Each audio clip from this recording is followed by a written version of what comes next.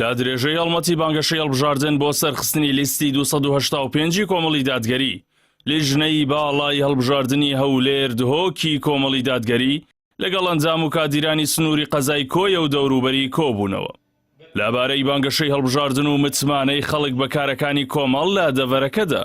بەرپرسی ئەنجومەنی کۆمەڵ دەڵێت خەڵک خۆیان باشیەکانی کۆمەڵیان لەبەرچاوە و متمانەیان بە کۆمەڵە. ئامان سەلی درێژەدانە بە کار و چالاکیەکانی کۆمەڵی دادگەری بەستی کاری هەڵبژاردن. ئەمڕۆ برایانمان کە لە هەولێرەوە هاتوون ئەو برای خوشک و برایانەمان لێرە کۆبوتینەوە بەستی درێژدان بە کار و چالاکیەکانی بانگەشە بانکردنی خەڵکی بۆ هەڵبژاردننی لیستی 285 کۆمەڵی دادگەری کە سەرڕاستترین و باشترین لیستە کە لەگەڵ جەماوەرەکەی لەگەڵ خوا سەرڕاست و حەق بێژە ئەوەی کە لە دڵی بووە ئەوەی لە زاری بە کەوتۆتی جێبەجێ کرد و بە ئەندازەی وەکتۆتی دەری بڕیوە زیادە ڕەوی نەکردووە وەکو خەڵکی کە بانگەشە بۆ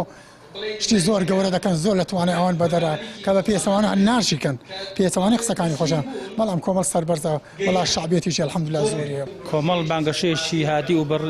لەسەر خۆ بەڕێوە دەباتن و داوا لە زەماوەری کوردستان دەکەن زەماوەری خۆشەویستەی خۆمان کە مسلمان دۆستە و ئیسلام دۆستە هیوادارین متمانەی خۆیان بدەن بە کۆمەڵی دادگەری بەوەی کە نوێنەرانێک بنێرنە ئەنجومەنی نوێنەرانی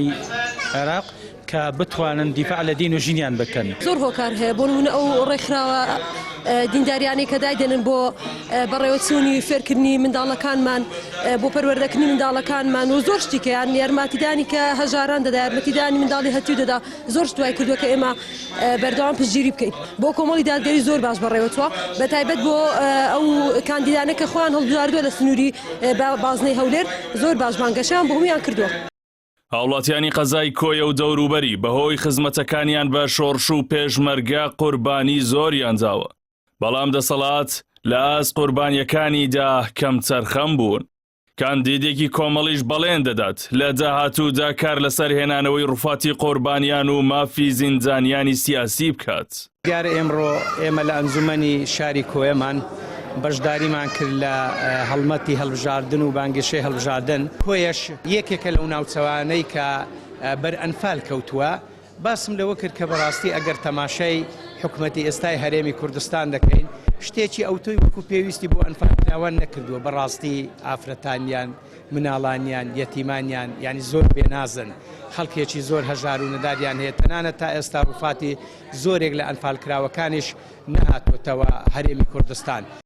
کۆمەڵی دادگەری بۆ هەڵبژاردننی ئەنجومەنی نوێنەرانی عێراق بە ژمارە 285 و بە دروشمی لەگەڵ چاندا ڕازگۆین بەشدارە لەو چوارچێوەیەشدا لە کارنامەیەکی فرەڕەهەندی تۆکمەدا بەڵێن بە دەنگدەرانی دەدات.